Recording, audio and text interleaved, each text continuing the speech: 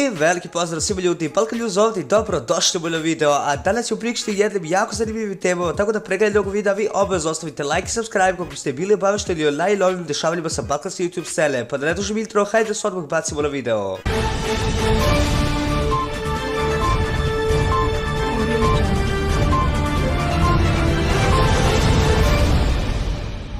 A trenutno najpopularniji balkanski youtuber Baka Prasi izbacio novi video na svom kanalu posle dužeg vremena i to u teretani sa svojim trenerom koji je također nosio šajbse majicu na sebi. Također Baka i njegov trener su u kolima na putu do teretane bacali freestyle koji možete poslušati sada. U teretanu ja da radim rame, kada odem ko babe uglavnom jedem sarme. Dođu sam ja sada kod Bake, mi pijemo kafe, bildujemo bicepse i rastu nama dlake.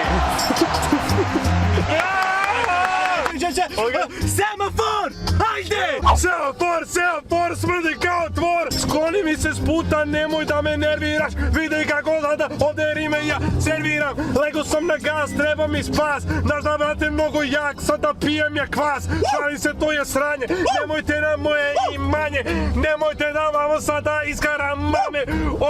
Ala okrećem volan! Znaš da bolje pevam nego MC Stojan!